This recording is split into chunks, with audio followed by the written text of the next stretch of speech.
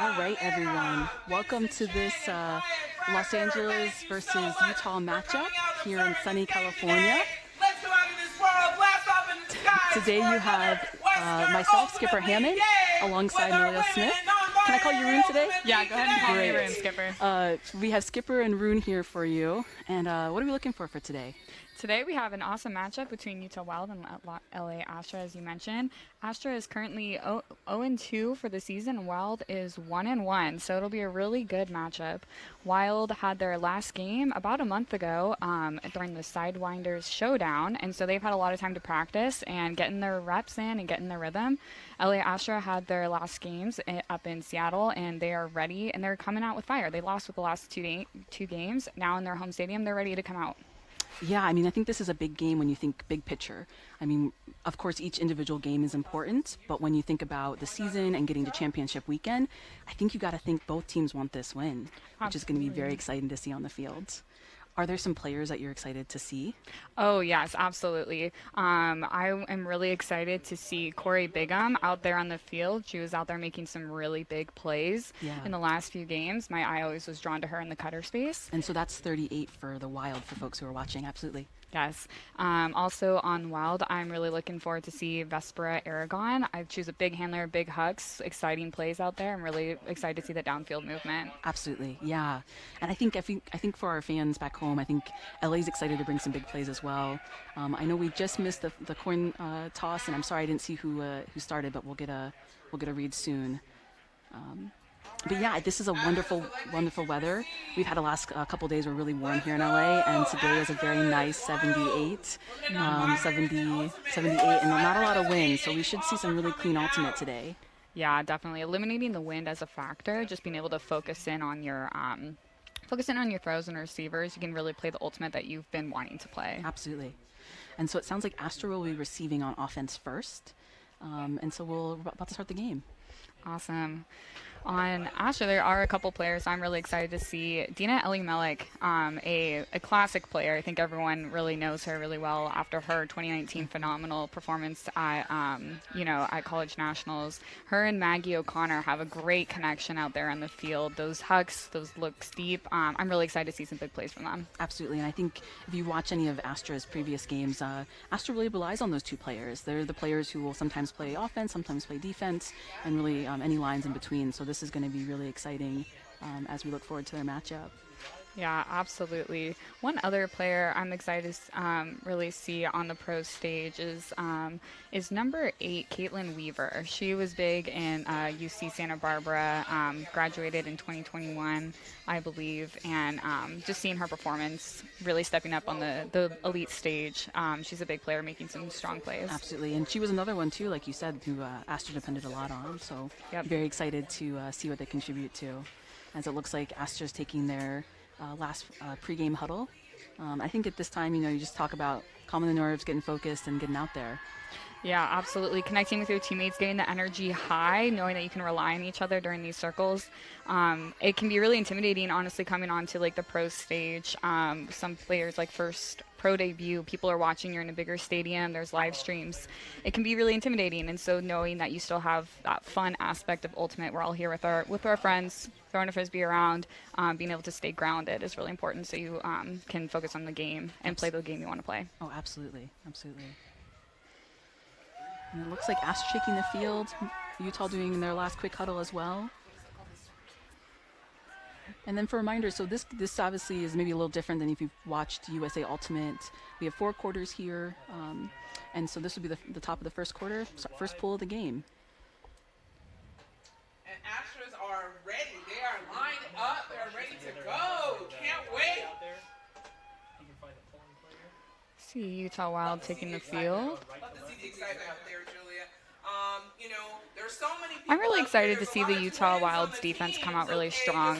Some adjustments they made in their last game against the Falcons. They were playing some really, really tight shutdown handler D, and those hard marks were really stifling. And so if they can bring that intensity on the first point of the game, that can really set the tone for the rest. Absolutely, yeah. I think there's some maybe different focus when you start out on defense. It's like, hey, we got to get the ball at some point.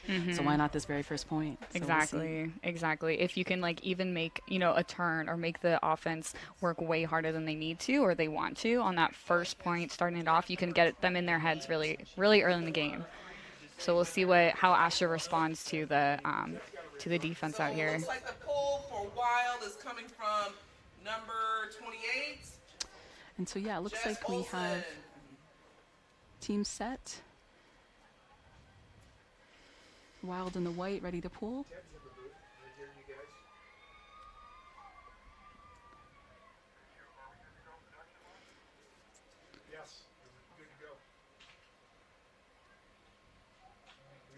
All right, first pull of the game.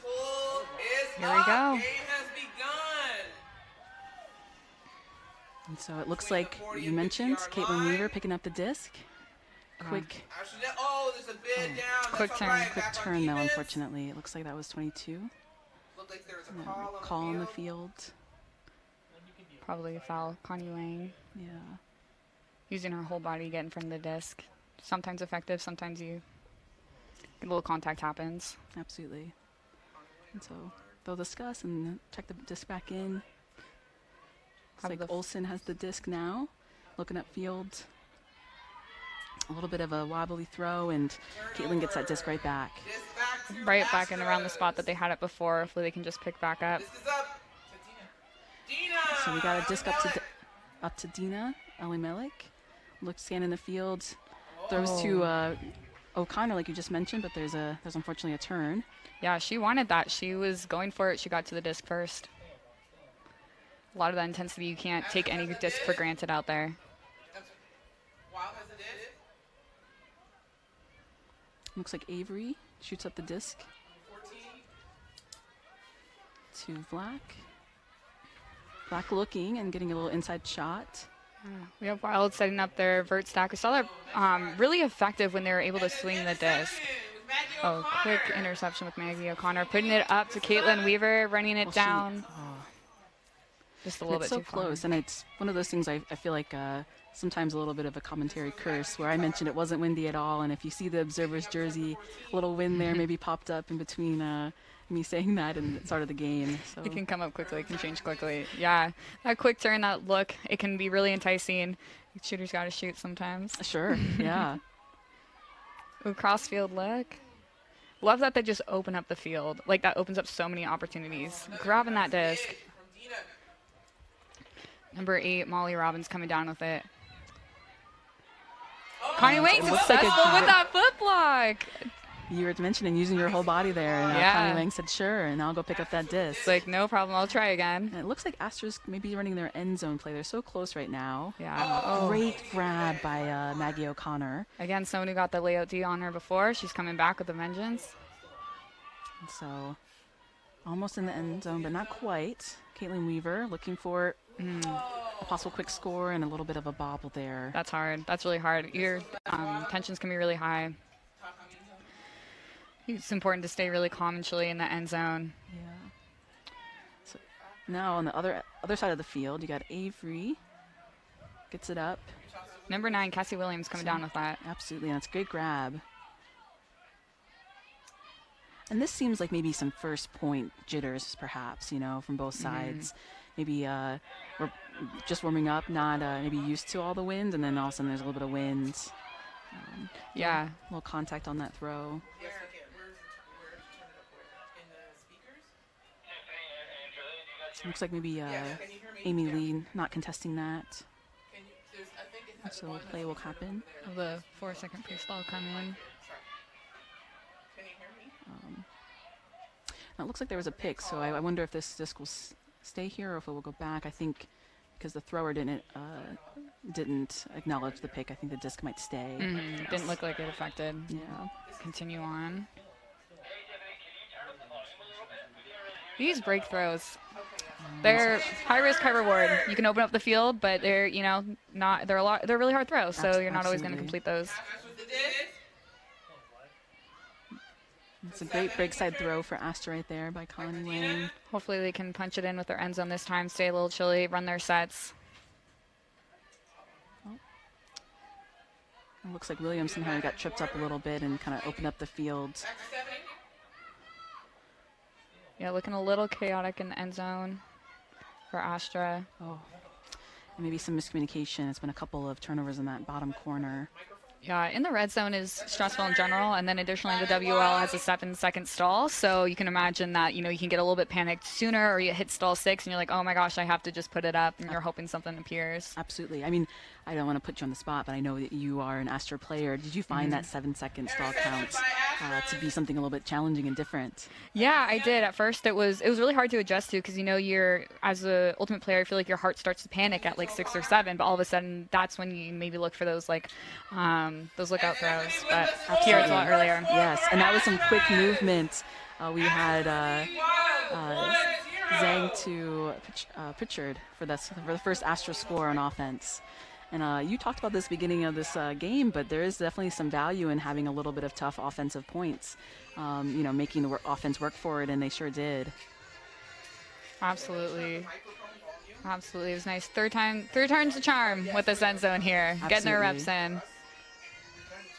I know, as being a player on Astra, I know that the end zone is something that we've been trying to work on a lot coming out of those games before, trying to keep it chilly, run the sets, like trust each other, know where we're going to be going, and just be chilly. I feel like that's a really key thing that hopefully they can channel in, getting that score in the end zone, finally being able to put it in, utilize that in the red zone throughout the rest of the game. Absolutely, yeah.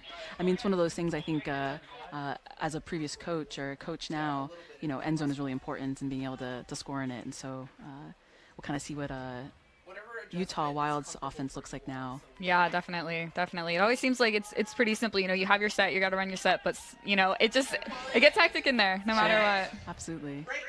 So we have Guzman pulling off for Astra. I'm really excited to see what defense Astra throws out. They got a couple different a couple zones. Looks a little zony.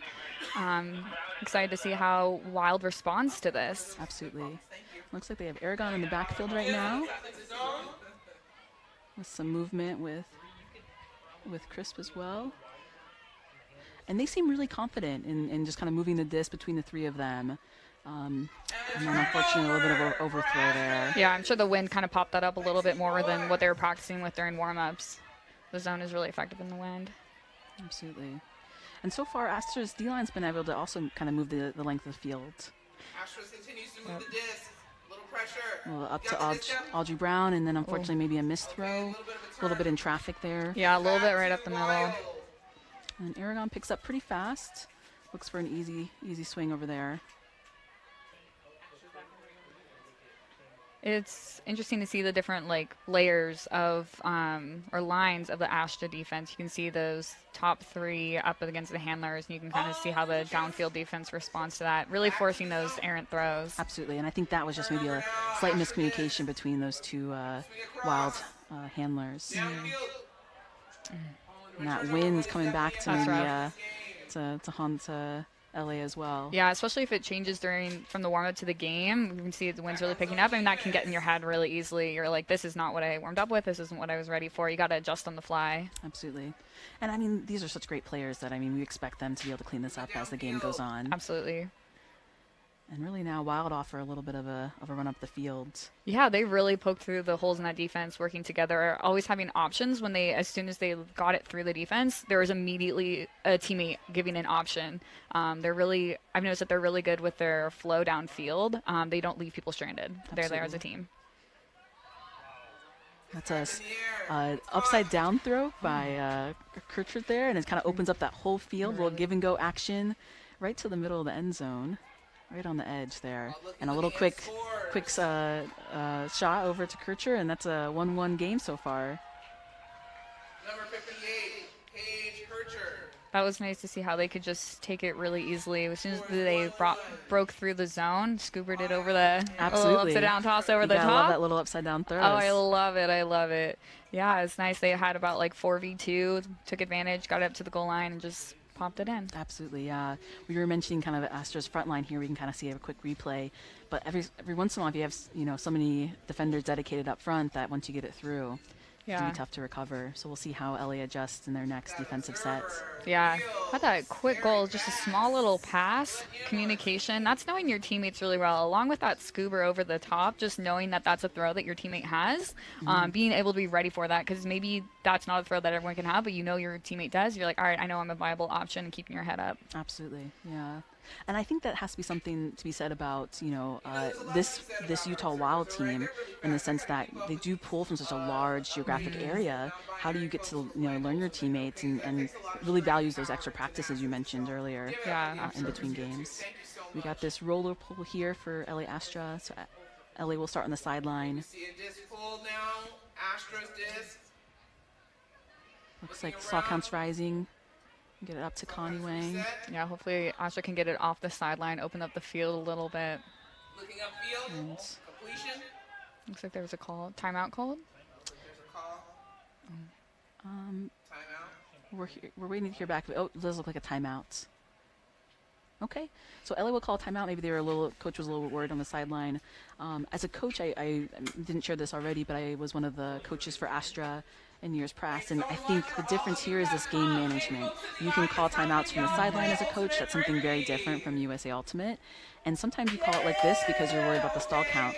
When you call it, you get a brand new stall count starting at 0, and that can be really advantageous if you're worried about maybe a turnover throw or things like that.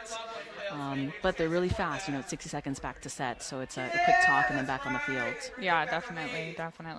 And it is interesting on timeout calls. You can wholesale sub if you would like. If a D gets a turn, you want to put O-line on, you can go ahead and put O-line on. I think it really adds a lot of strategicness that coaches can come into and really have a more active role in the game, which is really neat. Absolutely. And it's so interesting because, like you said, if it's been a long point or maybe a particular matchup you want to see, that's something that's very unique to this WL play that isn't always seen in USA Ultimate. Yeah. But since it was such a new point, I imagine most of the team. I can't see if Wild changed any players out, but I imagine they kept their similar line. Yeah, it did look like it with the stalls getting high, wanted to reset, give folks an opportunity to try to get the disc off the sideline and really open up the field.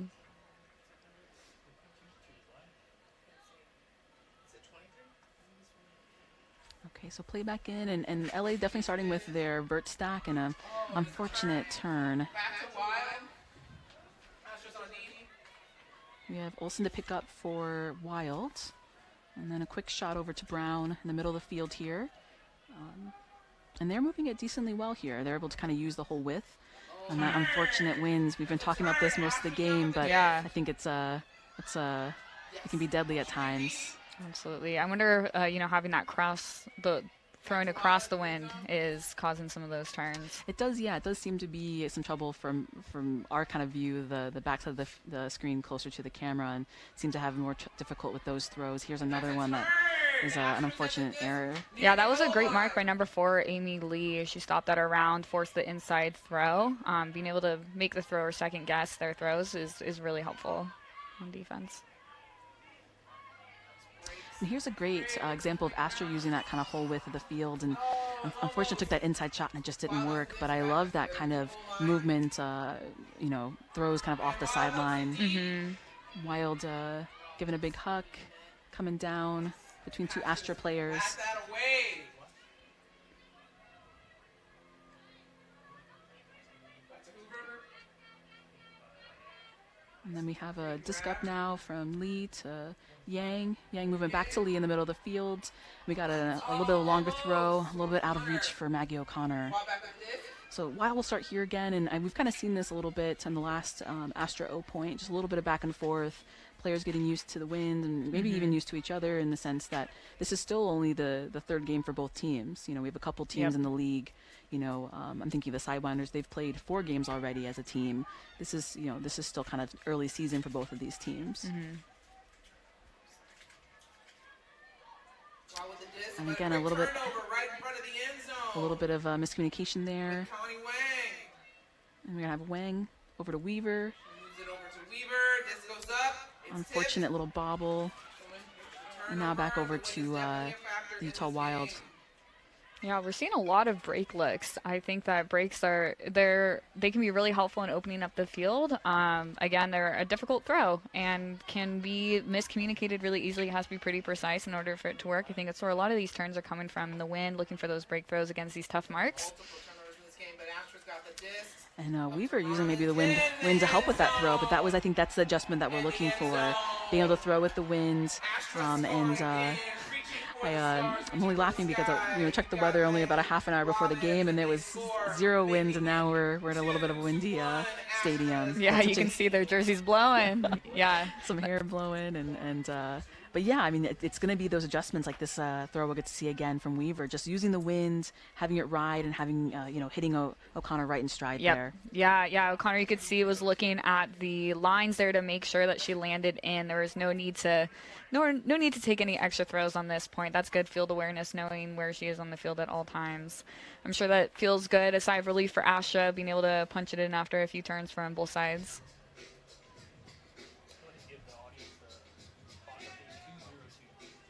Okay, so we got about 2 minutes, 2 seconds left on the clock. I apologize that it's not on the screen, but we'll try to update you as we can. And just a reminder, when we get to the end of this 2 minutes, that it really is whoever still has a disc in play can play it through the time. Let me try that again. So when the clock is down to 0-0, play still continues until there's a turnover or a score. And so that's a little bit different of a strategy as well, meaning if you get it down in the next 2 minutes and it's within your team's possession, you want to keep possession or score in theory. Yep, absolutely. That was a great. It was such a great grab at the beginning, and then an unfortunate drop by Kircher, and then a run through. Looks like there's going to be communication.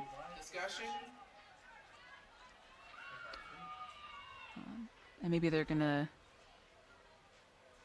Looks like we have maybe a contested call by Meha and Killebrew there on Astra. Looks like the disc goes back. Have the 4-second pre-stall when the other 6 players on the field are allowed to reposition themselves, and the thrower and the mark just count down from 4, and then the disc is tapped in live, versus in USAU rules, no one can move until the disc is tapped in. That 4-second pre-stall allows folks to set up and reposition themselves.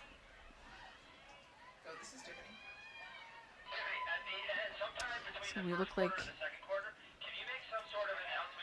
we have pretty good disc movement here, using a lot of open side movement for Astra. But we've talked about this already. It's kind of dangerous in some ways with that cross-field throw. So, but it looks like good movement so far. Maybe a high stall count and an unfortunate little punt that didn't quite work. Yeah, you can see that just kind of turned a little bit. I know we've talked about the wind a lot, but wind is a really big impact in Ultimate Frisbee. I'm sure a lot of you viewers play Frisbee. You know how hard it can be in tough upwind conditions. Right now, Utah Wild now has possession. Going downwind, you might see some bigger throws, some floatier looks, people pushing the field deep a little bit, since the discs will float up. Might take some more deep looks. Looks like Astra has their zone again. And it looks like so far, other than a quick little pass, that the front line has been able to contain a little bit. Definitely Wild, I think, trust their handlers. They have such great hands back there, and are content with kind of doing those quick moves. Okay, so now the time for this quarter is down to 0-0. So as long as Wild continues possession, they can play this point out. If there is a turnover, that will be the end of the quarter. Yeah, they look so calm. They do not look phased at all by this wind or by this zone. They're really confident. You can tell by their body language and just their solid fakes and looks, looking at their teammates, making sure they're aware of the stall count. Looks like high stall. And then that will be the end of the quarter there. Foul called. Might be a foul on the throw. Okay. Yeah, I mean, I think right now, if you're Utah, you know that every throw is important. You want to maintain possession until you get it into that end zone. And for LA, you got to play really hard D here, because you want to, your best chance right here is to get the turn. Absolutely. Yeah, absolutely. There's no need for any risky throws unless you're at that high stall. Hopefully, you can avoid it. It looks like Chris throws it up and gets a. It looks like they're not calling her in. Mackenzie Perkett with the disc. And an errant throw.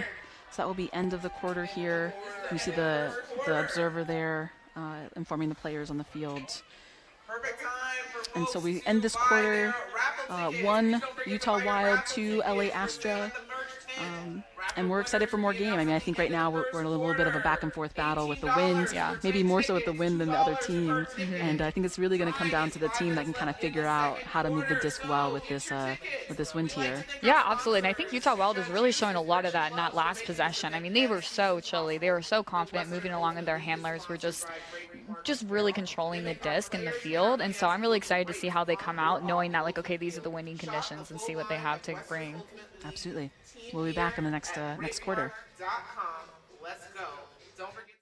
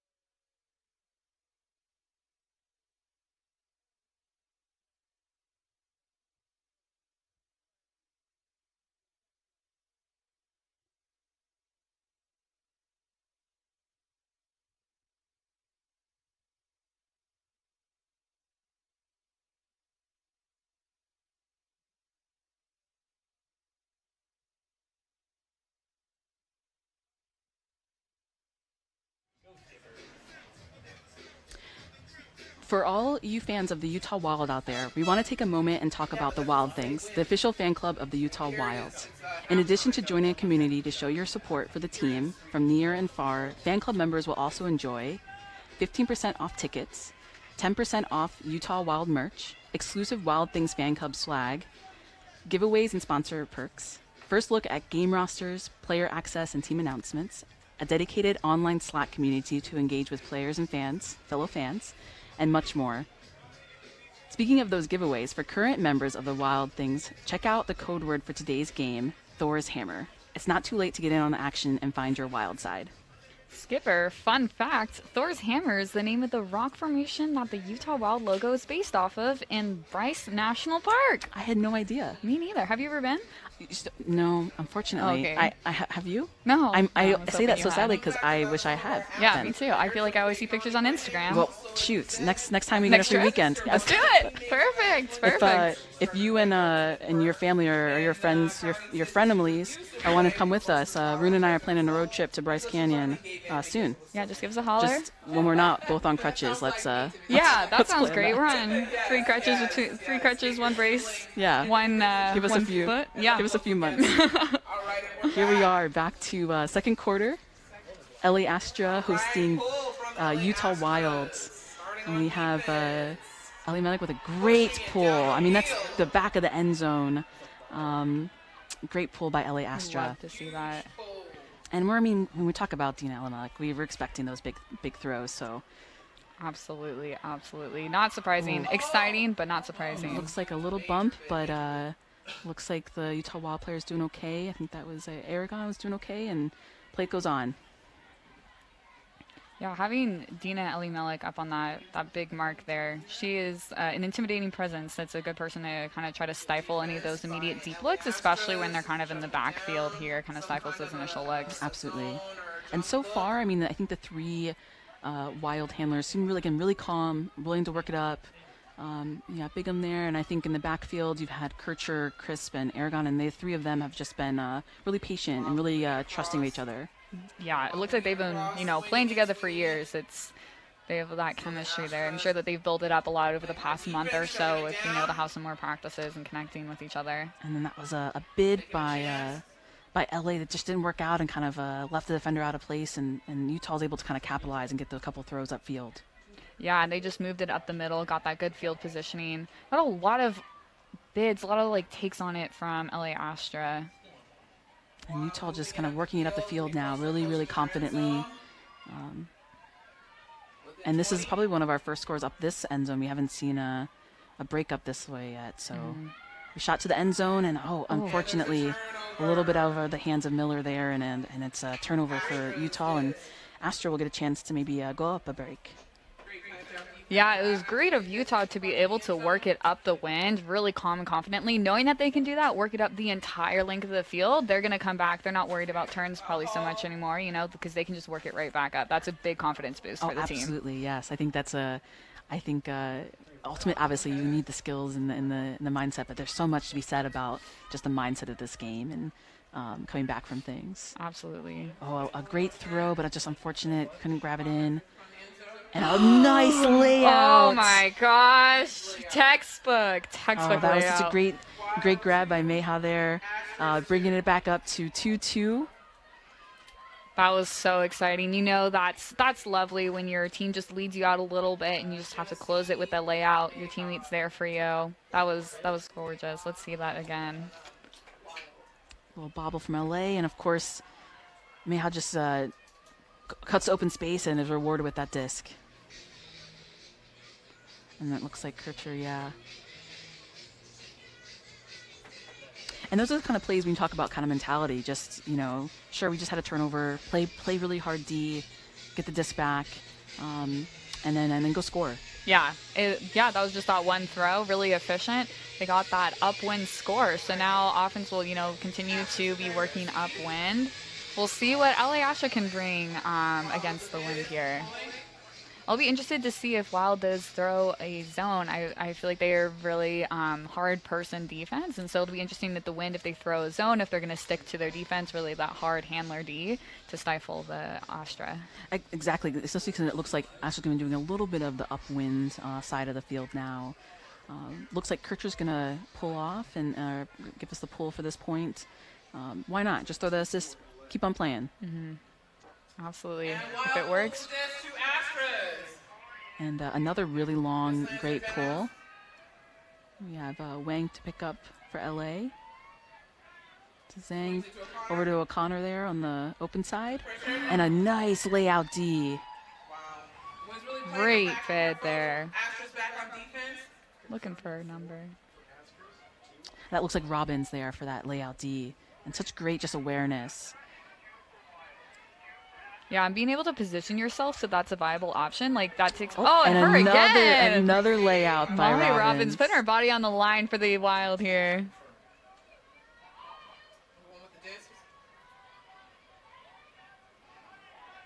And again, I think Utah gets a disc and they say, okay, we know what to do with it. And unfortunate, another turnover in the end zone. Almost thought she had that one. That's a tough spot to be turning the disc over. You know, you're almost there. You just kind of want to like punch it in, but that's when you really have to take those, extra breaths, be extra relaxed. So I'm excited to see Weaver. We mentioned this before, but she did a great job of kind of adjusting her throws, adding a little more angle last point that she was on, and so a great addition to this upwind kind of O-line point. Here's another look at that block, with Robin just kind of getting right there in that space and not really giving that Astra player a chance to grab the disc. Yeah, she took the inside lane and committed to it. If you aren't in the good spot and, she took that away from her, pushed the Astra person out to the sideline. An unfortunate another turn. But, of course, who else but Paige Kircher to throw that assist? Consistency. You want Kircher with the disc on that line right there on the end zone. You can trust her finding the teammates. And I think right now we're looking at this 3-2. There's still a lot of games to be played, but I do think that maybe Astra will get a little bit of a confidence boost with the downwind side and see what happens. Yeah, absolutely. We got Kircher again with the disc. Kircher definitely finding Walden there and then making it a really easy point. Yeah, I like that dish really led her teammate into the end zone away from the defender. You could see Maggie O'Connor there right behind.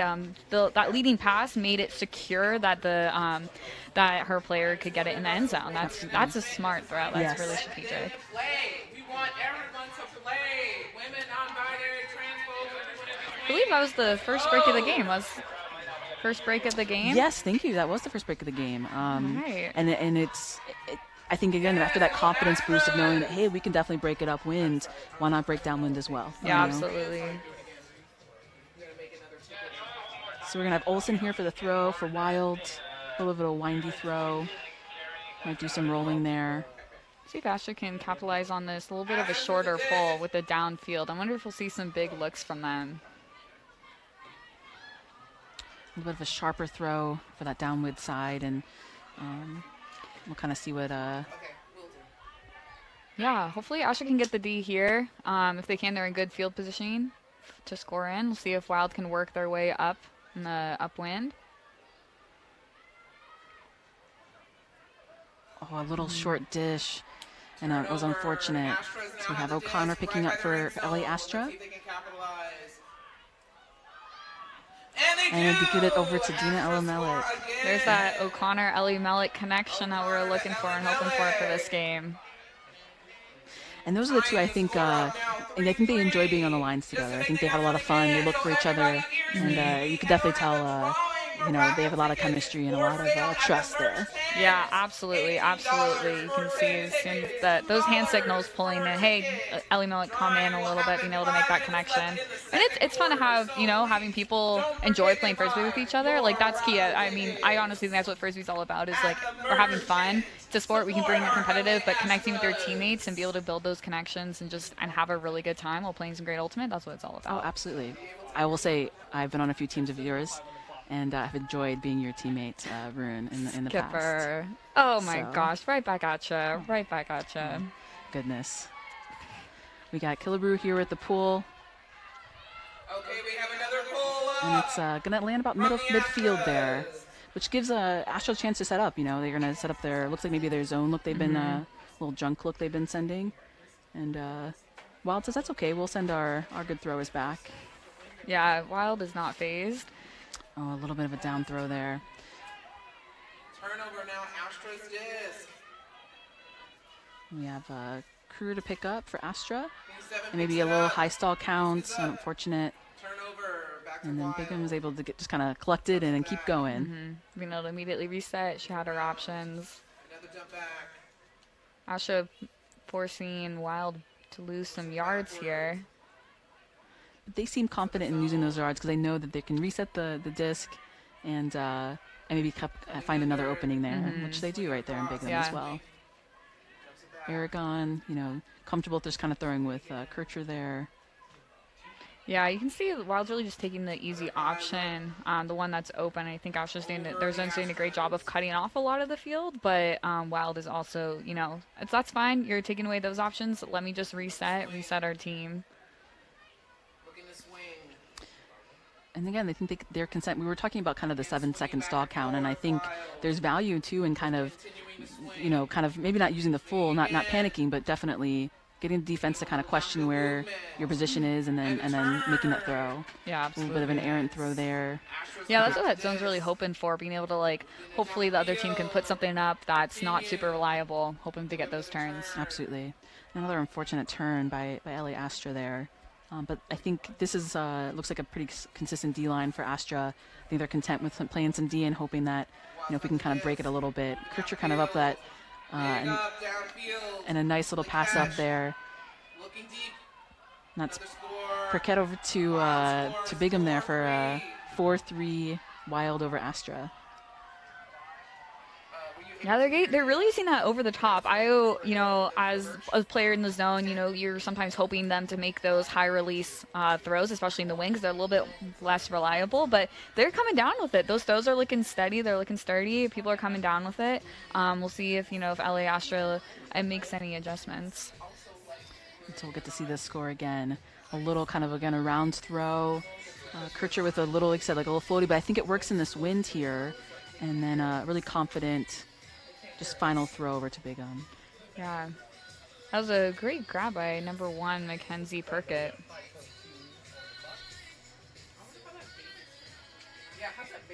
And so we got about 5 minutes, 22 seconds left on the clock for this this quarter, but also this half. Wild up a break, and LA is going to be working the disc a little bit from our upwind to the downwind side, and definitely want to see if they can come out. This is going to be their O-line point, and so for LA, I think the keys here is to use those next 5 minutes to both score your offensive points and then see if you can put a little more intensity on the D-line. Yeah, absolutely. Hopefully feed off of the crowd energy. Got the first and only home game for Astra. And you can kind of see the stands, the folks in the stands. They really came out here to support their home team. A little bobble, but Agawa's right there, and she has no fear. She's going to put it, and it's just a little bit too long. I like that they're making these deep cuts, though. You got to spread out the field, and you can't just always be looking at that one space. So being able to stretch it, show that the deep look is a viable option, and it's a threat. You want to be able to make those shots sometimes. Absolutely. I think, are you thinking that LA should throw some more of the long throws, or just in general? I think just in general, you want to be able to show that you have both, and so that way, if teams are fronting or backing they can't just force you one thing. Absolutely. It is a little bit dangerous in the wind, especially going downfield. Things tend to float, go a little bit further, but maybe they can take that to advantage, make some bigger shots, try to move the disc downfield a little bit more. Absolutely, yeah. Every chance you get, please continue. Got a little upline there. Again, Kircher, and here's that long throw we were just talking about. A little bit of traffic and a great D by Amy Lee there. And Amy is shooting downfield. That was a great D. That was great body positioning, getting up. The timing was really, really, really right there. Oh, absolutely. I think Amy is such a player where, Amy Lee, is such a player where maybe she's not going to try to sky someone, but she's going to definitely take her position and hold it, and that's such a fun thing to witness. Absolutely. A floaty disc, but confidently grabbed by Avery there. Middle of the field, and it looks like maybe there's a call. I see some stoppage of play.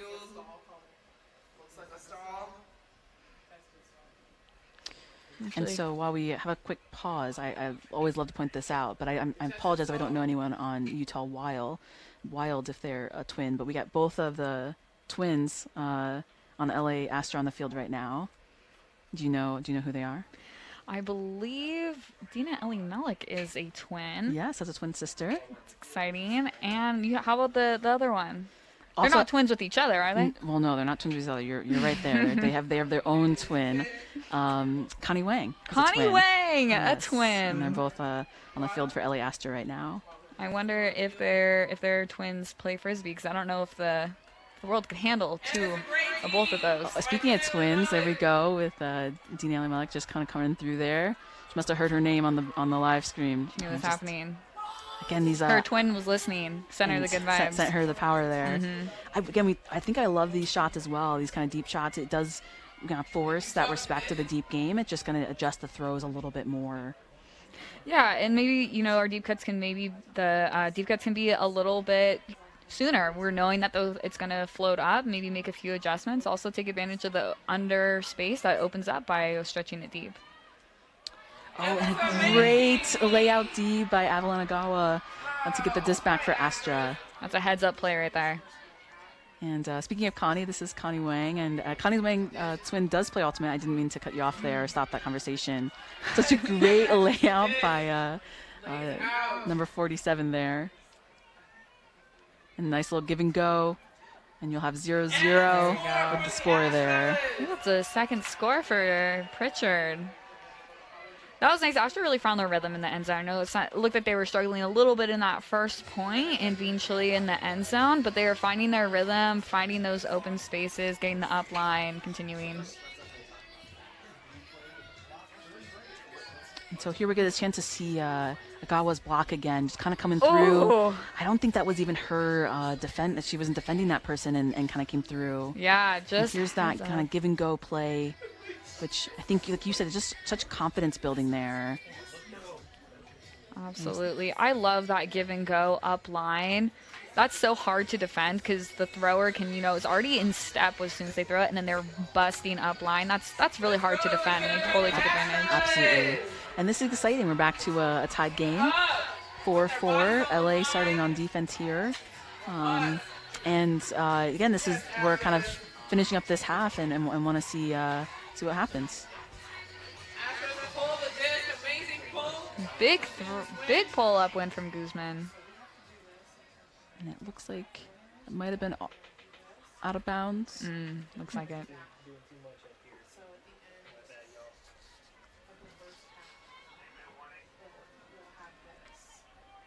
And so Utah Wild will bring this to the middle of the field at the place where it went out of bounds.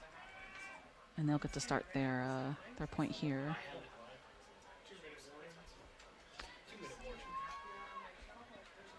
And so now we have about 2 minutes on the clock here. So again, we're not quite down to that 0-0 moment, but if LA wants a chance to get another O-line, they're going to have to put another stopper. Excuse me, if they want a chance to get this disc back, they're going to have to get a stop soon. Yeah, they're cutting off a lot of spots in the middle of the field here, really forcing Wild to just keep swinging it. Oh, it looks like they were able to break through right there. And it looks like, yeah, Utah Wild's kind of just on the doorstep. Takes that quick little, not in, but a great grab by Miller there. Miller's going to shoot it back.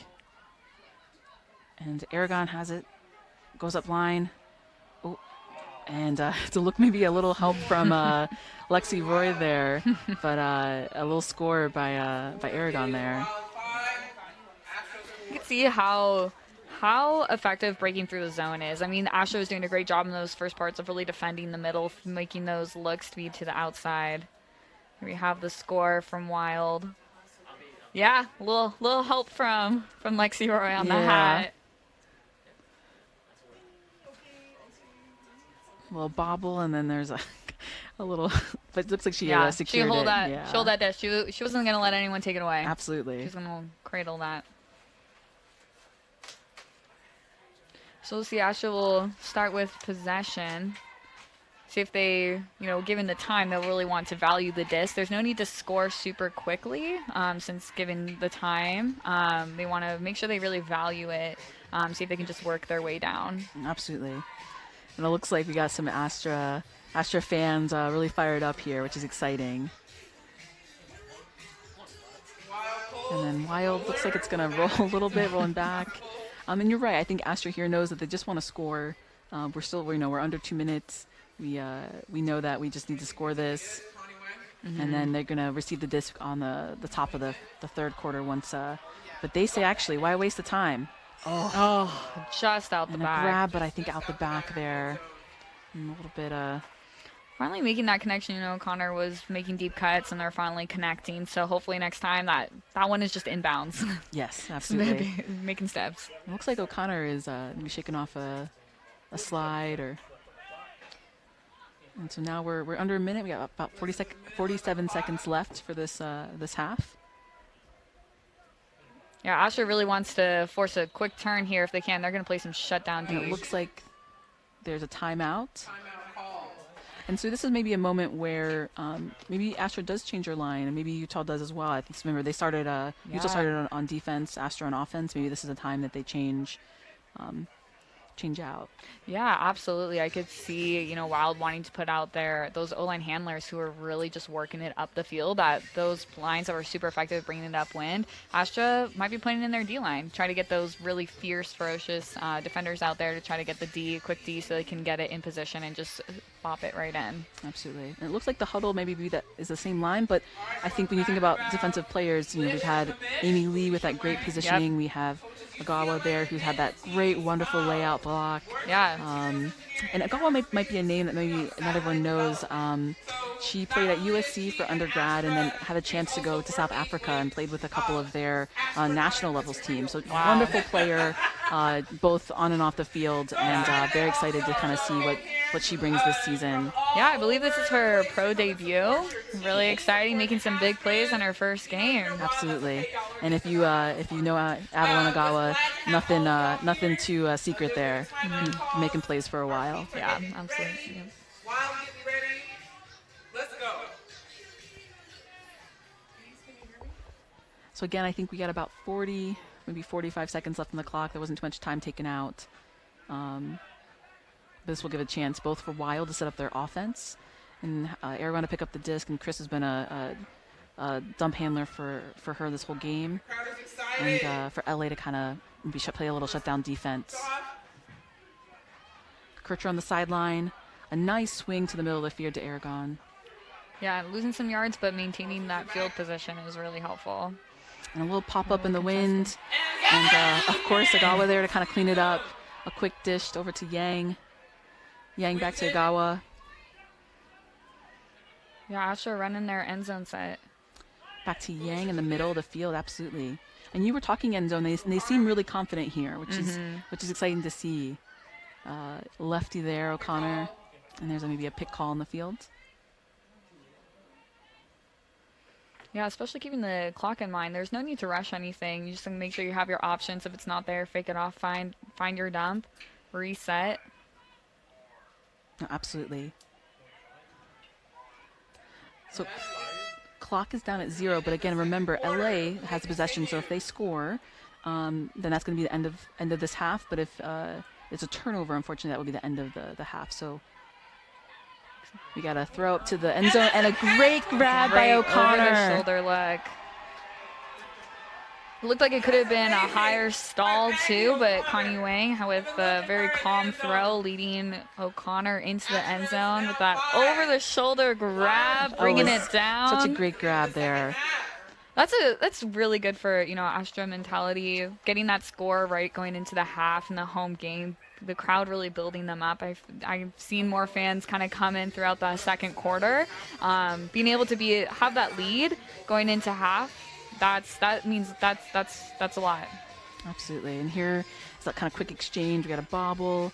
Agawa said, "I'll grab that for you." It's a little Team D right there. And then a nice little inside shot to Maggie O'Connor for the score. Yeah, you saw that wild defender right there. So this is the end of the first half.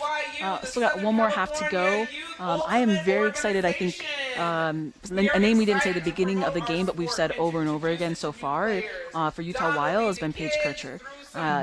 She can throw the disc, she'll throw the score, she'll catch the score. Very confident in the backfield, and I'm very excited to see what she brings to this game for the next half. Yeah, definitely. She's the kind of handler that you look back at. You know, if you're a cutter, I'm a cutter, so I really relate to that space. But you look back and you're like, they got it. I feel good when they have the disc in their hands. It's just like, yes, you got it. You're gonna work it. I'll cut for you. It's just so calming to know that this player has your back. Absolutely, and I think you can definitely tell the Utah Wild players feel that same way. Absolutely. Well, we will see you at the end of the halftime for the next quarter.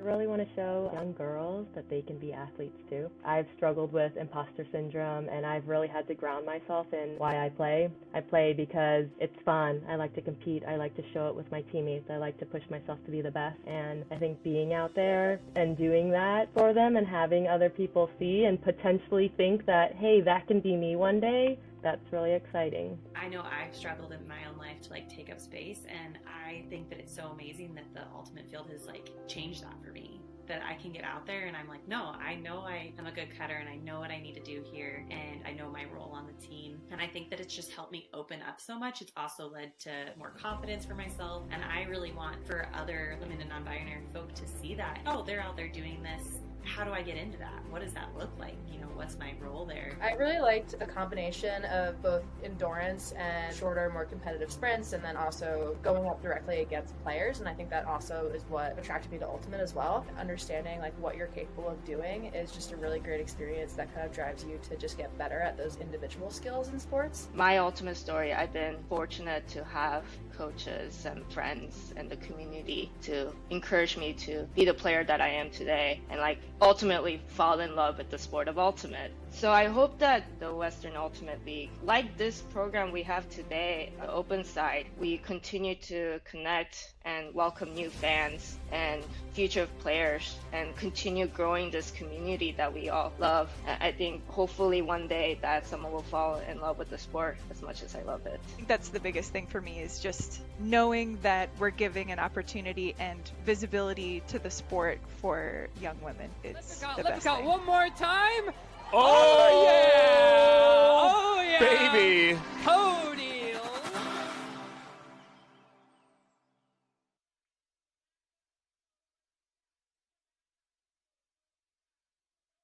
OT. Number 7, Giants and Chargers, Justin Herbert. Wait a minute. Hang on a minute. Nope. Looks like that's Western Ultimate League Frisbee. I'd know it anywhere.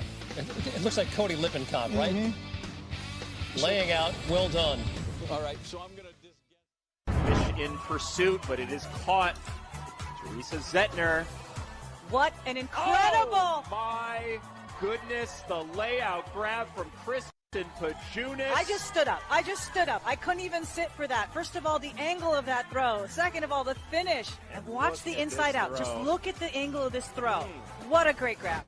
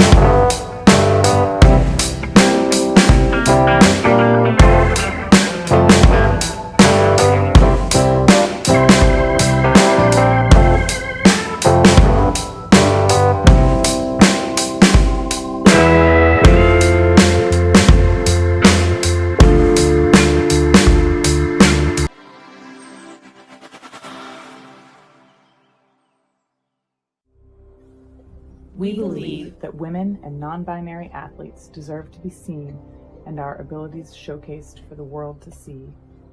We believe in perpetuating Ultimate by establishing professional teams and developing future generations of players. We believe players of all identities and backgrounds deserve an equal opportunity to be recognized and lauded for our achievements in our sport. We believe in sustainably and responsibly creating equitable. And welcome back to our second half action here in Los Angeles. LA Astra hosting Utah Wilds. And so Astra won the flip, the coin flip in the very beginning of the games, which means they get the disc at the first quarter and the third. Looks like we have Stephanie Pritchard setting up the O-line there for Astra. Still a little bit of wind, as you can see. Yeah, Astra got that last point before the half, so they're going to be coming out strong, hoping to ride that. They will be going upwind on offense, so we'll see how they do against the Wild defense. Wild has been throwing some pretty hard person defense out there. It's been very stifling, and especially those hard marks are really doing, really causing some frustration on the Astra side, so I'm excited to see how Astra responds. Absolutely. And so we're just wanted to give a quick note as this play starts here that there is no time slot on the screen, or a nice bid by Gawa, but unfortunately turn and Wild's going down the street or down the field, excuse me. Big throw, a little out of bounds. There's no time here on the screen, but there also isn't time in person either. So if you were watching this live in person or on online, we apologize for that, but we'll try to give you those updates as we can.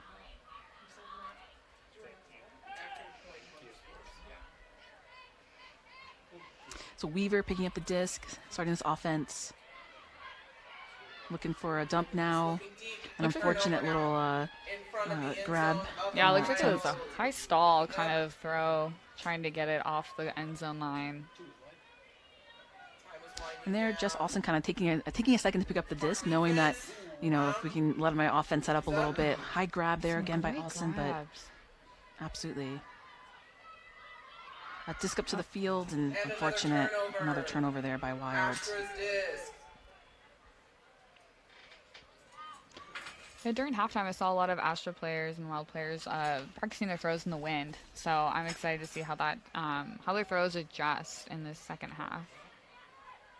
Looks like Astra starting on a little bit of a vert stack. Agawa up to Weaver. Weaver's able to get a nice upfield throw to Dina Elimelech. Dina Elimelech's got it to Pritchard. Up over to Pritchard.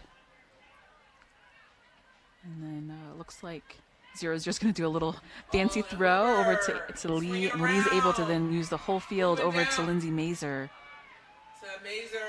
And fun fact, Mazer's a little bit older than me, but we were born only a few miles apart, years, but then also only a few miles apart. It's kind of a fun fact. It's very fun. We got Astra on the sideline there. Going to look up, and such a great defensive play there by Olsen. Wild with the disc. Gawa says, okay, my hands are high. I know that you're going to want to throw high because of the wind. Let me see if I can stop that. Yeah, you can see the marks almost a little bit straight up, trying to take away those deep looks. That straight up mark, at least for the first few seconds of the stall, is typically pretty effective. We see this deep look, though. Looks like there's a little body between those two players. Maybe they're going to talk about it there. That's Miller and Weaver having a quick chat there about the last play.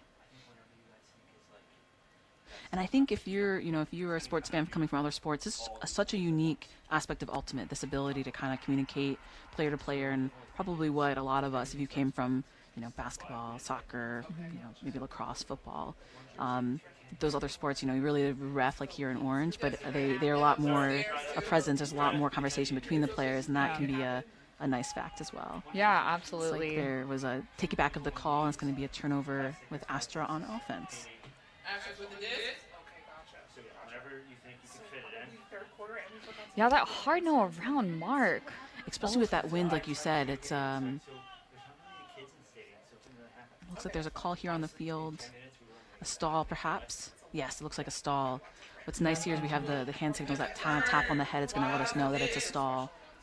And like you said, those 7 seconds can go by fast. They go by fast. Your heart doesn't start powdering till 6, and then it's 7. And then it's almost over. Yeah. Absolutely. So we have Olsen here to pick up a little bit of a floaty throw, and Weaver's able to kind of take that space there. So Kanagawa, offense set. Looks like they're starting on another vert stack. And then, a couple missed throws, or missed attempts by the defense. But it was a great read by number 4. Astra's really utilizing more of the break side space. You can see how that really opened up a lot for them. Absolutely. And just an unfortunate little bobble there, and Utah gets the disc back on offense. Nice there movement by the handler there. Vlack able to get some space there and kind of juke Lee. And a throw, maybe a hopeful throw to space, and you know who's there? Unfortunately for them, it's O'Connor. Weaver kind of sizing up, seeing if we can get the disc upfield. Yeah, you see. Nagawa's kind of right there. Nagawa, handler, but making that deep look, knowing that Weaver wants that deep throw. And another great grab. And I think that's sometimes there's definitely times when it does make sense for the handler to eject, and an unfortunate pass. Yeah, I love seeing a handler go deep. Seeing that space and taking advantage of opportunity, especially the defense will be like, oh, well, there's no chance this handler's going to go all the way deep. I feel like you can catch a lot of people by surprise. No, absolutely. Especially if you have a confident cutter who also has throws, right? Yeah. And kind of trade spaces a little bit. Uno reverse sort of sitch. Arun, we can't tell everyone our secrets. Got that big straight up mark again. And the slot count looks like it's rising. Maybe a throw to space, and unfortunately, and O'Connor's going to take off. We'll see if that's rewarded. Looks like Astra's a little slow to pick up the disc. Looks like there are a lot of people behind the disc, probably giving them an opportunity to get more players in the downfield. Oh, O'Connor going again. And a little short there. I think when we talk about deep throws, it does seem like this has been a little bit challenging to get deep throws generated, and are kind of going from the right to the screen to the left of your screen. Mm-hmm. Stall count rising. Nagawa again? It was, yeah. And unfortunately, I wasn't keeping track, but this has been quite a bit of turnovers here. I think when you get a point like this, you kind of see some hands on the waist and wanting to take a break. And at points like this, really sometimes can come up to if timeouts can be called. Then maybe that's a good timeout call there. It looks like maybe LA got that timeout before that throw. So LA will take a timeout, maybe save that possession a little bit. And we talked about this before, but this is maybe a good time to then look at: do we want to change lines? Or we want to give some people a rest, knowing that we still have quite a bit of a half to play.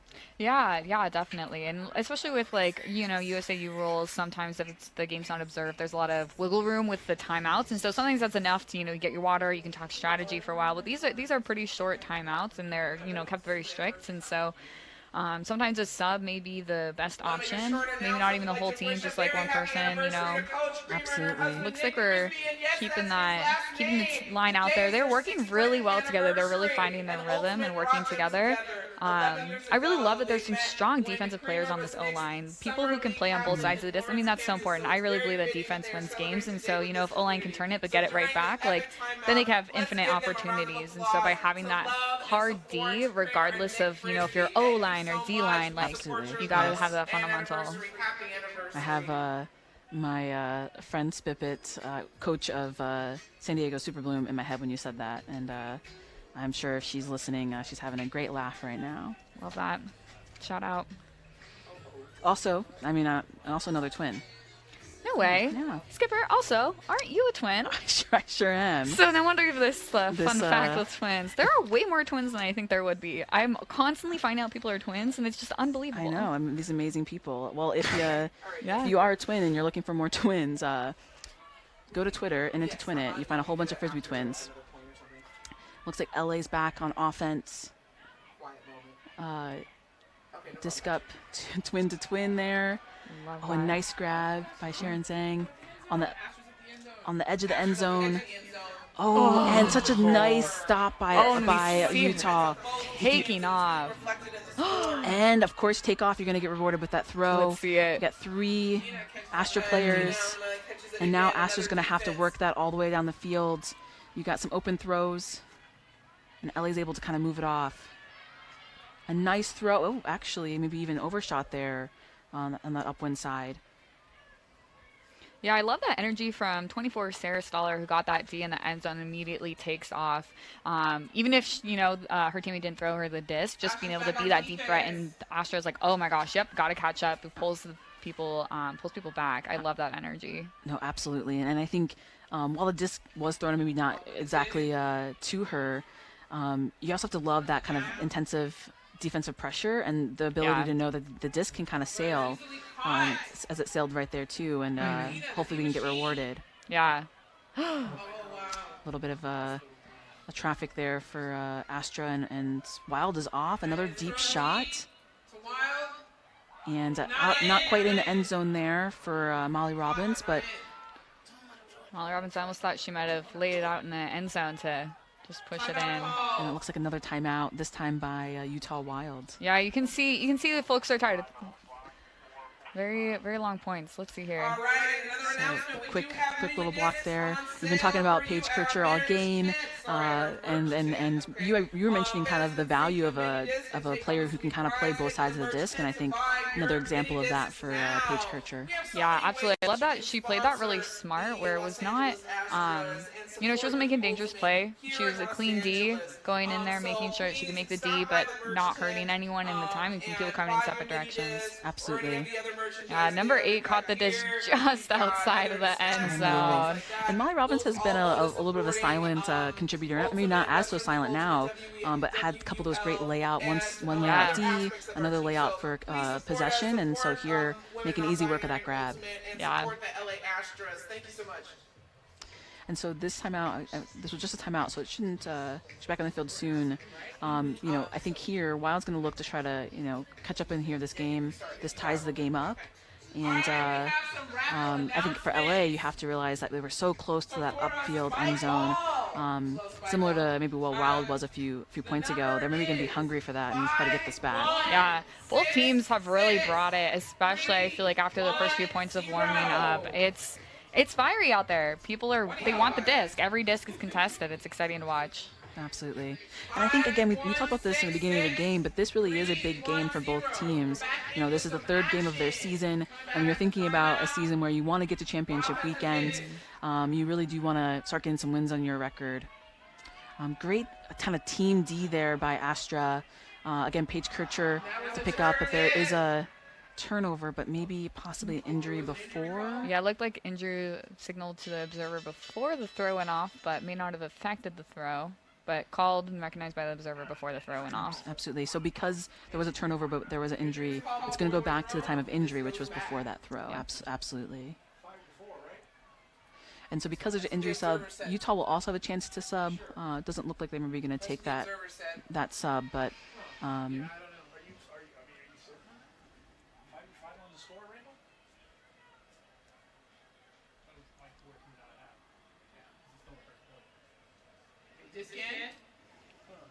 a little lofty throw there over to Aragon, who again has been a really steady handler for Utah Wild. Looking for Paige Kircher, who will grab that. Classic. Oh, back over to Aragon there. There's a little bit of a contact. Yeah, I wouldn't be surprised if there's a call there. It's always very interesting about with frisbee foul calls. I mean, it's a non-contact sport, but a lot of times it is based off of perspective, and you talk about what you experienced and how you felt that play going and who got to the space first. Looks like it was a no contest foul, so they'll take it at the end zone line. It looks like we might have just missed a turnover from Utah Wild there on the screen. We got Connie Wang picking up, who's just a very smart player. Is going to take that kind of open side shot, move the disc up, a little bobble, and then a pretty sharp throw, unfortunately, to her opponent there, Paige Kircher, who, again, we've just been saying their name all the time, but it's been pretty dynamic for the Utah Wild here. There's a big shot there, and it will work over to Wild. I do want to update. We were 5-5 at that. And that'll be 6-5 Utah Wild right now over Astra. that's a long point. I think we remember back to the beginning of this point, this was Astra's O-line. There's 2 timeouts in that point. Yeah. You got to be feeling really happy if you're Utah Wild right here, able to kind of grind through and get that point. Yeah, I mean, I am a D-line player, and even if you don't get the score and you cause so many turns and timeouts and a single point on O-line, you really do classify that as a win. And then being able to come out on top, that's a big motivator. You know, you have O-line being pumped up, they get some more time to rest. D-line coming up fiery, excited about getting the break, absolutely going back out. And I think if you're one of these players here coming out on D-line again for Wild, you're excited because, you know, you want to kind of honor what your team just did and say, hey, we want to get another one. Yeah. Absolutely. And so LA back on offense, you'll actually see a few players who maybe were on that first iteration of their O-line. Looks like they continue to have Weaver out there. They brought back Ali Melik, Connie Wang, and Agawa was on the first iteration of the line. Pulled over some D-line players like Lexi Roy. So we'll see what they can do. Mm-hmm.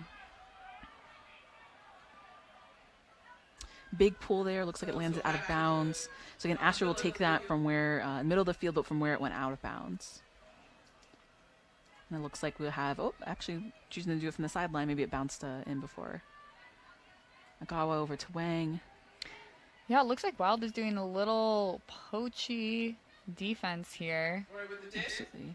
Lexi Roy, we're back over to Wang. They're really, you know, pushing Astra deep. You can see them taking away those unders, those first few lines. Absolutely. And I think maybe even kind of the goal here is maybe to force LA to throw extra throws. And unfortunately, when you have to throw a lot of throws, you do have some turnovers like that. Yeah, that was, I think, one of the first zone looks that we've seen from Wild. Makes sense to be started to throw that in the windy half here. Brown here, maybe high in the stall count. Little lefty inside backhand there. Looks like Olsen's looking for a dump. And oh, great and there's a bid, but unfortunately, looks like there's a call on the field as well. Big bid, 45, Sylvia Brown. Stall called. But great attempt, you're right, by Brown there to try to kind of still keep that disc alive. Yeah, honestly, nothing really hypes me up more as a teammate than someone who's bidding out there for maybe your throw, that high stall throw you're not 100% confident about, but your teammate's out there going for it. I mean, that means a lot. That shows what a great teammate you are. You know, I'm going to be out there. I'm rooting for you, even if it's not your best. Absolutely. And I'm gonna give my best for this this point. Yeah, looks like it was a stall, so it turned. Astra now has possession of the disc. Agawa looking really confident. That backhand throw. Connie, another backhand to the end zone. Is going to work for Weaver, and of course it does. Oh, Kaylin Weaver. And we got a Wang over to Weaver. Tying this game back up 6-6. That's a big win for Astra with a big play. Hyping up, you can see that the team's excited.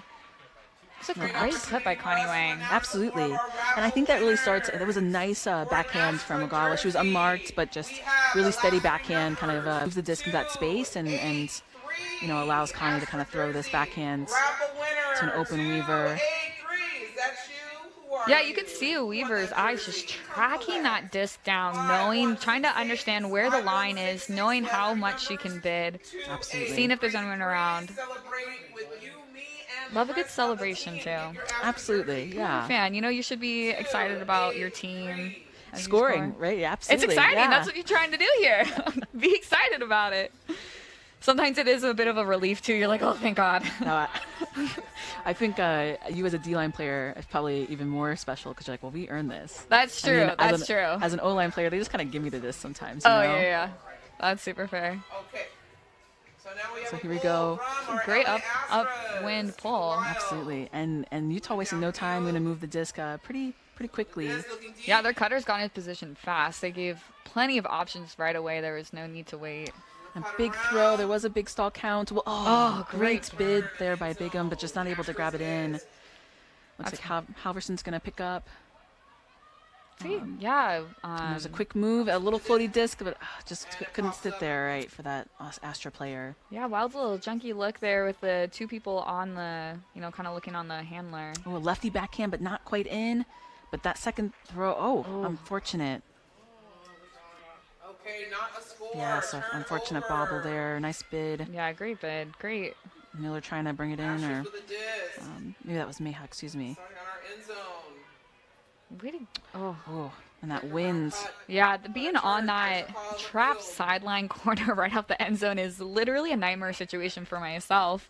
Mad respect to anyone who picks up the disc there. And so, you know, really trying to get it off the sideline. I think that's what that look was just trying to get it off the sideline to give her teammates more options to work with. And maybe the disc going back, maybe there's a foul count coming in on 4. It looks maybe contested then. And you can kind of see Amy's eyes here in this close-up. It's definitely wanting to look, Amy Halverson, wanting to get this disc off that point and use the full stall count. Yeah. Halverson moving the disc up. So Astra really attacking the disc there, not letting anything for granted. I think Wild got a lot of run-through Ds in that first quarter. Yeah. Oh, great interception. An interception and now a turn. Wild disc. And Kircher here, I think this is a really good move sometimes, is just kind of walk away from the disc a second, give your team a little bit of chance to set up. Those 7 seconds can go by fast. Definitely. I do think that's a veteran move, understanding your team, may not be effective, pick it up right away, just get frustrated, let the team set up. Crisp over there, back to Kircher. And that's our air horn. And so we had heard the air horn happen just before that throw. So that's going to be the end of this third quarter. And I don't know if we thought we were going to be here at the end of this third quarter. Tied 6-6. Fourth quarter, Wild's going to get the disc back. 1 quarter left. Yeah, Wild will be, coming out with fire. Something that Wild has done a really good job is, they come back from deficits. You cannot count them out at any point. I'm sure with a tie, they're extra hungry. Same with Astra. I mean, fourth quarter, your home game, first and last of the season. You want to come out on top.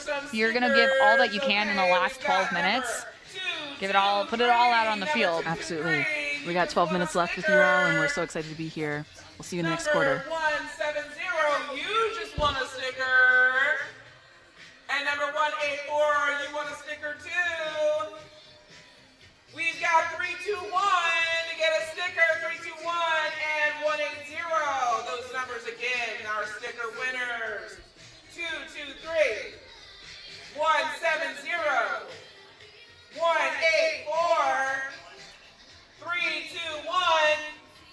And 180, halfway around the world, 180, that's a 180. Go get your stickers from our merch table. You've earned them. Thank you for participating in our raffle, supporting the WUL and Astros.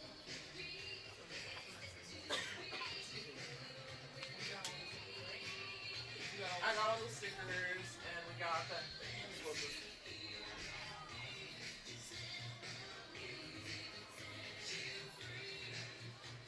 and we're going to raffle some more stuff. Got some discs. We love them, we use them, we play with them. So, raffle numbers, mini discs, raffle number 219.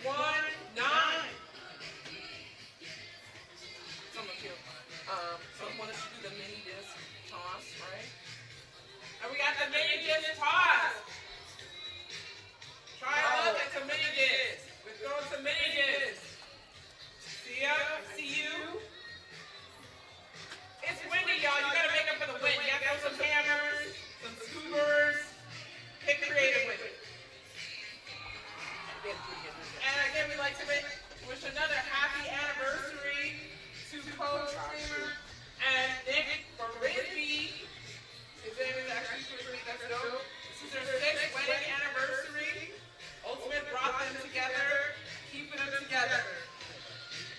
Now we're getting ready for some third quarter action. Third half action. All right, we are back to the last quarter of action here in LA. We got Guzman with the pull. Her upwind pulls. Can we talk about for a second? Yes. Just fabulous. And another deep shot. 2 Astra defenders. Oh, but such a great grab by Corey Bigham. She snuck right through them. Had that really good field position. Was able to see where that disc was going to come in. And this has been great because I think like we've been talking about kind of using the deep game. Yeah. And having teams respect that, and Wild said, "Sure, I hear you." Oh, and an unfortunate drop there by Wild. Good find though. Good find. Oh, sure. Mayhow is in the great spot there. Just an unfortunate little bounce off the hands. Yeah, Paige Kircher again, right there on the end zone Right line. there. That's a player you want to see. Also trying to work it up the middle a little bit. LA's doing a great job of kind of using the width, using the space, and some quick movements here. Maybe they found a little bit of a slight pause in the wind. Maybe just kind of adjusted their throws enough. We got Rory there. I think there's a little bit more movement. Down to a bar. Yeah, I think that's been so far this point, this possession has looked really well for Astra. A great grab, a little through pressure there. And LA's having a lot of confidence just kind of using the width of the field. And yeah, and it's really paying off for them. If they can hold on to the disc and make these confident throws and catches. Guzman there to the end zone and upwind score. Guzman to Roy. And I think this has to be such a confidence. We can kind of hear the crowd in the background. LA is looking fired up and really like you said they should be. Yeah. Wild's been playing a really great game, but this is LA's home crowd. The only game of the season. They are excited for their team here. Yeah, you can see the smiles on those faces, getting that score and really using the width. That was really exciting to see Astra really be able to connect on those. I think the wind through them when they're looking at those. Oh, just a great grab by Guzman. And such a trustworthy cutter and absolutely. grab. And here as a kind of almost that handler space, he's going to throw, take off up line, and then over the shoulder, absolutely secures the bag. And I think again has to be some confidence building. But Utah has been right there as well, and so I think you can't count them out. Now with this much of the quarter left. Yep. Which, when we get the time update, we'll update you, crowd. You see Dina Ellie Malik playing on both sides of the disc here, O-line and D-line. That's a great pull. Caught. And a great pull. One of the first caught pulls because it was so far. Absolutely. Again, Paige Kircher and Chris kind of just went a little back and forth action. Yeah, it looks like Astra's starting to person defense. Wild looking more of a horizontal stack. They've been really utilizing the vertical stack. Oh, I stand corrected. It's a vertical stack again. My bad. Still caught. Wild disc. Swings it. Oh, and a little bit out of reach for Paquette there. So Astra getting a chance to maybe perhaps get another break here. It's been a kind of break and then back and forth. And a long throw there. See, and another Guzman deep shot. Going deep. Dina has and those Guzman. Oh, fingertips there. Great bid there by Naomi Guzman there. That's a great bid. That's a great look. I'm hoping to see a few more of those, especially with Dina on the throw. And Guzman kind of reading it and just kind of sails a little bit at the very end. But a great attempt there by LA Astra. Yeah, that is hard when going downwind, the wind pops it up, and sometimes it can make an unexpected turn as it comes down. So you're all of a sudden a little bit out of position, and especially adjusting on the layout, that is really difficult to do. But she was right there. I will not be surprised, she's going to come back with that next time. Absolutely. Utah doing a great job of kind of just moving it out of their end zone. Kind of maybe taking a little bit from LA's action that last point, and okay with a lot of throws and using the width of the field. Now that maybe we've gotten some more confidence in the wind. Nice pick up there. Oh, pick called potentially. Looks like there's you're right. Looks like a pick on call on the field. We're going to talk about it because maybe these two players were involved. I really love Utah Wild's just quick movements in the handler space. They don't waste any time. They're not waiting to be signaled. They're in that flow and they're working as a unit. And that's why they have so many options and are so effective with the crossfield throws, because they have people always ready for the continuation throw. They're not waiting. They're not lagging. They're super on top of it. And that makes for so many options. Absolutely. Both obviously as a handler, but their cutters kind of can anticipate where their throws are coming from. Yep. And so Crisp again up to Kircher. Kircher's going to have a long throw. And it's a great grab there by Paquette. kind of checking some options, going to do a little give and go. Didn't get it back, but I think that's okay because we can use the middle of the field now. Yeah, reset, get into the middle of the field. And a little bit miscommunication there, and Brittany Grimshaw with a big throw by Roy. Let's see, Zena. Or Stina. Looks like Agawa's kind of running down.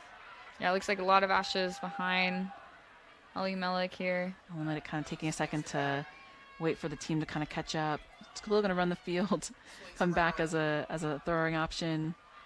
Up to Audrey Brown. Audrey Brown says, "Sure, I'll give that over again to Guzman." Absolutely. Coming back to the score this time, ensuring she secured the disc, making sure she was in the end zone. And Guzman's a name we haven't been talking about, but great pulls, like you mentioned before, and involved in the last 2 points for Astra. Yeah, big player. She is such a solid player all around. Not always, maybe a person that isn't making the flashiest plays all the time, but is so consistent and so reliable, which means so much as a teammate. You're always in the flow, in the offensive flow, making those hard defense. Absolutely. So here we're going to see this interception again by Brittany Grimshaw. She says, "Okay, I'll take that. Let's get throwing." Such great positioning there, and being able to read the frisbee as it was coming. And Brittany Grimshaw is just such a solid player. Absolutely. Really utilizing that deep space. You can see the throws from Astra, especially going downwind, are a little bit further now. We're gaining more yards on each throw. Absolutely. And we have Audrey Brown there with a little cheeky inside over to Naomi Guzman, and Astra now up by 2 in this fourth quarter. Wild going downwind. And so that was Amy Halverson with that pull. And yeah, if you're Wild, I think you have to be a little hungry for this point here. Yeah. So looks like, again, Paige Kircher kind of setting up as that middle handler there for that first throw. Able to kind of get it back. Oh, and a little bit of a overthrow there of Corey Bigham. And Astra, again, will get a chance to possibly go up another break. Halverson, to Ibarra, back over to Halverson. Kind of, again, using that width of the field. The long throw, but just unfortunately couldn't get there. Great hustle. Just now with Wild again. Okay, here we go. Utah Wild picking up. Kind of centering the disc. Maybe again, miscommunication, but it works out. Looks like they have Olsen there. Aragon in the middle of the field.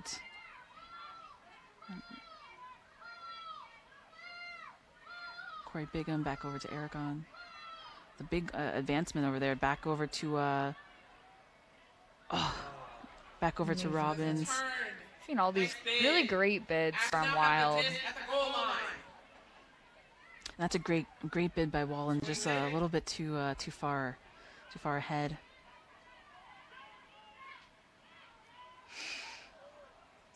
That one had me a little nervous. Yeah, maybe looks like there was a call or possibly a stall.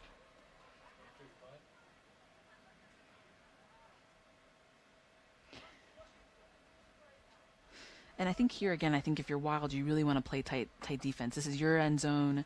If you can get the turn here, possibly a quick score. If you're Astra, of course you want to try to go up a few more points. And so this could be an important outcome here, depending on.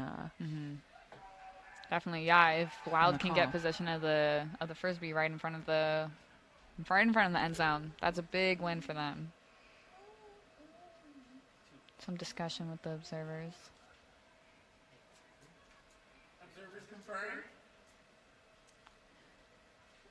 So it looks like maybe there's like a contested call. And the observer maybe is going to have the disc go back based on some of those hand motions. So we'll see. Going back to the previous throw. Oh, it looks like maybe a contested stall. Okay. Contested stall.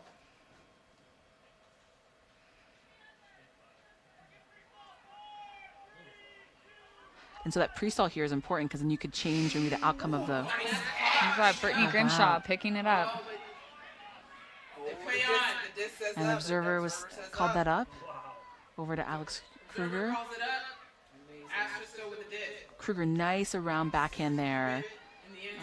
Over to Killebrew. And Astra okay here, giving up some yards as long as they can kind of continue the movement of the field. And almost on that grab. second effort. By Caitlin Ibarra. So while picking up here, Great nice little snag there by Halverson, and a couple of great grabs right in the middle, right in a row. Yeah, you see your team make a great D, you're going to do everything you can to keep that disc up and stay in possession.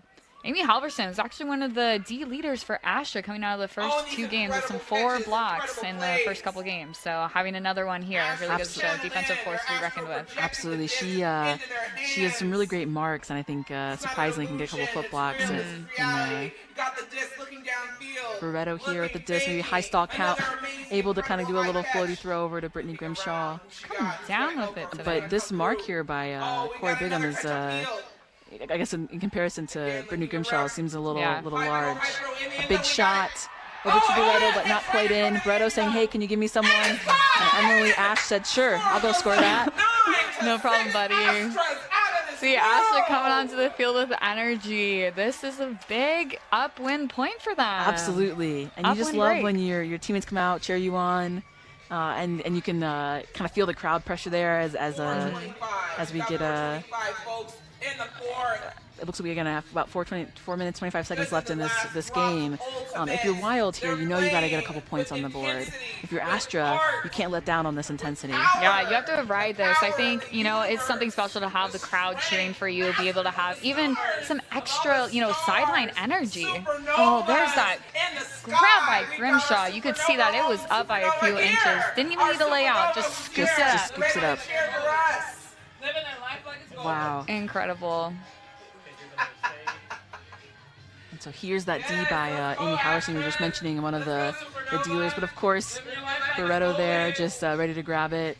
Keeping the disc up, so it wasn't even, not even question if it was down. Nice again, I guess grab by Barreto, and Paige Kircher again there, but not quite inbounds. A little dish over to Emily Ash for the score.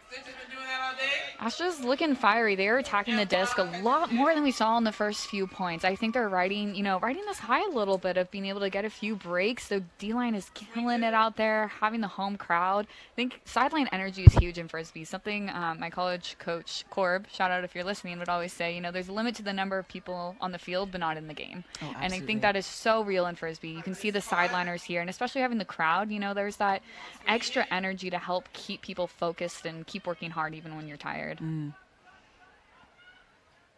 I think that's something that, again, because LA is home, they can have their roster here to kind of to add some voices, add some support. Yeah. Oh, and a nice bid there by Paige Kircher.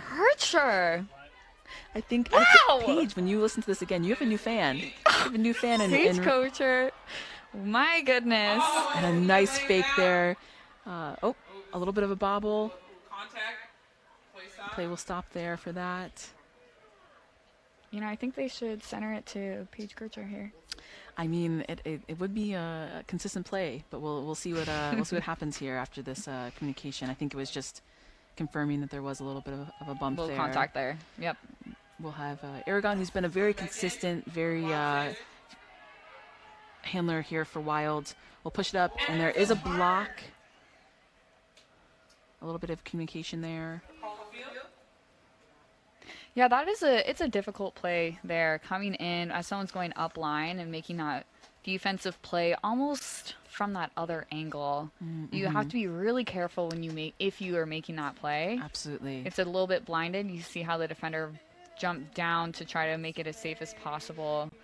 Absolutely. But we'll see. I think the trouble was here, Agawa was kind of guarding someone who just cut up line, kind of stayed in that space, anticipating the throw, and I think maybe caused the Wild player to kind of pull up a little bit. Didn't get the play on the disc that they would have had otherwise. And so I think here Miller's going to talk about kind of what they... Yeah, absolutely.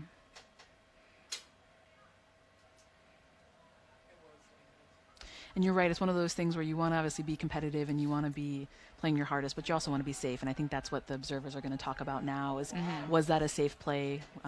Did Agawa take that space safely? And I think that's probably what the observers are talking about at this moment. because effectively, you know, while these are all pro players here, we all have other things we do outside of Ultimate. You know, we have jobs and lives and family, and we want to be safe when we return back to those things. Absolutely. As we both know in our crutch life right now. Also, it's A+ of U class. For those who haven't maybe observed or broadcast, there's a lot of stairs to get up here, and I can't believe you just had surgery, ACL surgery. You climbing those stairs today. Big plus to you. Well, you're out here with your Achilles tendon surgery about a month out, making up those stairs. We're walking around quite slowly these fields, getting up to the booth. But you know, power team, getting the arms in. You know, when we can't do leg day, gotta do some arm day. Observer's taking a moment, and I think that's something to be said. I think they're gonna make a call that they feel really confident about. So we have a observer over here now. It's coming back to play.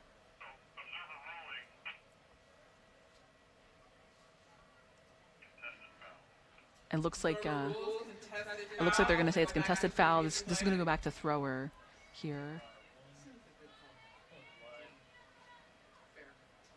Observers are there to chime in with their, third-party ruling or observation. If they don't have the right angle on it, they will leave it contested and move it back because they can't make a judgment on something they didn't get the best perspective on. Absolutely. And so Aragon's going to dish it back to Kircher, just as you drew up on your plans.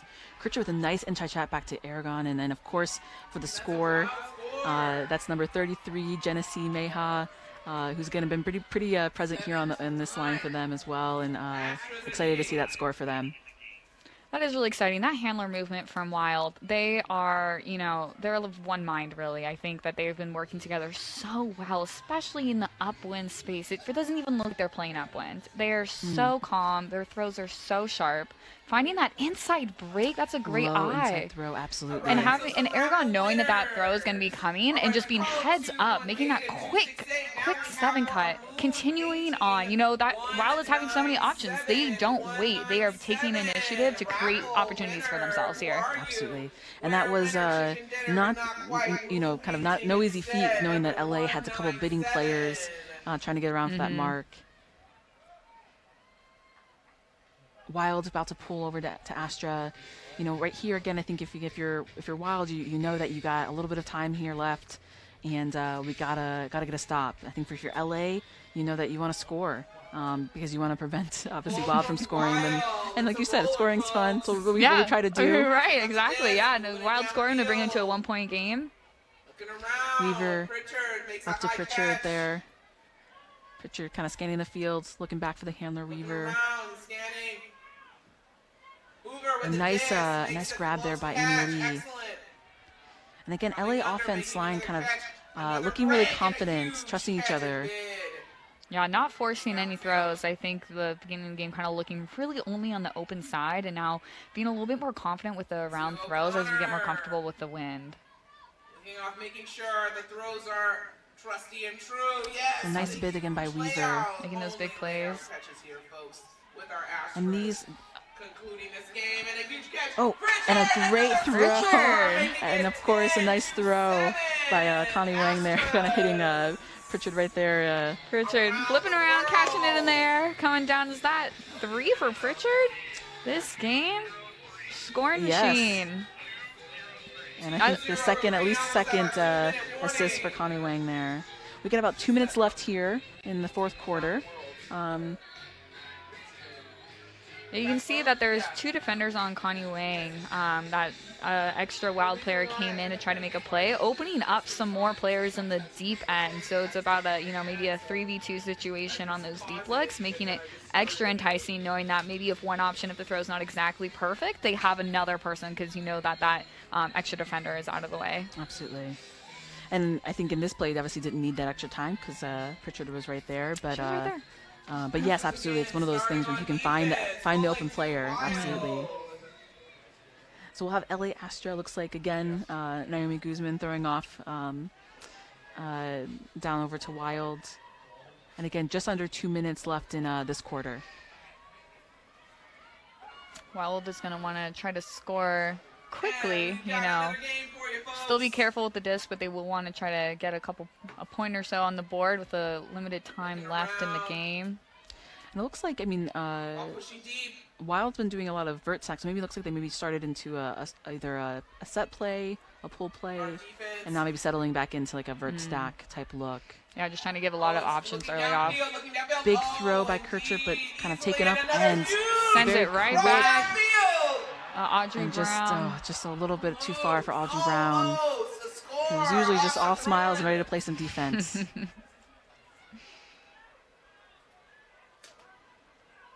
Aragon up to Kircher, which we've said that connection a lot. Yeah. Oh, and nice you know, no more words, just those two. Dina Elimielek. We can leave it right there. Absolutely. We expect big plays from her, and she delivered.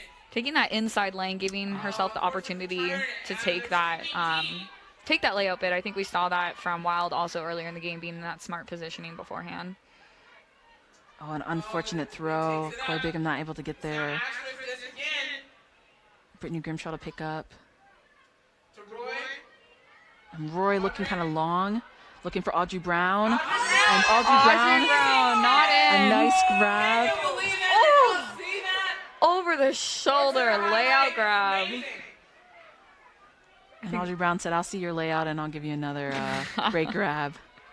That's a signature Audrey Brown layout. And then a nice little open side throw.